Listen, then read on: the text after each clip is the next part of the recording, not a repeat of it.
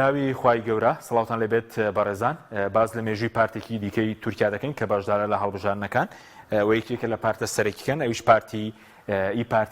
پارتی باش بە سەرۆکاتی مەراڵ ئەکشنەر ئەم پارتێکی توندڕەوی نەتەوە پەرستە لە 25 ئۆکتۆبەری 2017 لەلایەن مەراڵ ئەکشنەر دامەزێنراوە لە پارتی بزوتنەوەی نێتەوەی ماپە پارتەکەی دەوڵەت باخچەری جیابۆتەوە. بەڵێ سەبارەت بە ئامانجەکانی پارتەکە گێرانەوەی سیستەمی پەرلەمانی بەێسکینی پەیوەندەکانی تورکیا لەگەڵ یەکێتی ئەوروپا لەگەڵ ناتۆ و بە هەمان شێوە دەچواندنی یاسایەکی نوێیە بۆ پارتە سیاسیەکان لە پەرلەمانی تورکیا. مەراڵ ئەکشنەر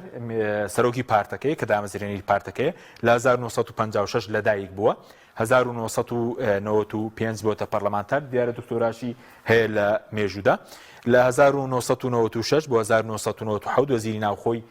تورکیا بووە لە 2001 پەیوەندی بە مەهپەوە کردووە لە 2016 بۆی ناوکۆکی لەگەڵ دەوڵەت باخچەری جیابۆتەوە لە 2017 پارتی باشی دامەزراندووە لە 2018 خۆی بۆ پۆستی سەرۆکۆماری تورکیا کاندید کرد لە سەدا حوتی دەنگەکانی بەرەستێنە. سەبارەت بە پارتی باش لە هەڵبژاردنەکاندا لە هەڵبژاردنی 2018 بەم شێوەیە لە سەدادەی دەنگەکانی بەرەستێنە خاوەنی 43 کورسی پەرلەمانیە لە هەڵبژاردنی سەرۆکاتی 2018 لە سەدا حوتی دەنگەکانی بەرەستێنە کە مەراڵ ئەکشنەر خۆی کاندید کردبوو لە هەڵبژاردنی 2023 چۆتە ناوە پەیمانی میلەت پشتگیری کریزار ئۆغڵۆ دەکات. سەبارەت بە پارتی باش و تێڕوانینی بۆ کورد پارتێکی زۆر دژە کووردە و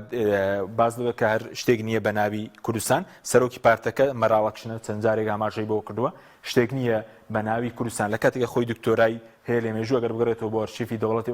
عوسمانی ناوی کوردستان ئەرشیفەکە ناوی کوردستانی زۆر تێدایە. بەڵێ سەبارەت بە ئەمەش لە دوانێکی تری مەراڵ ئەکشنەرە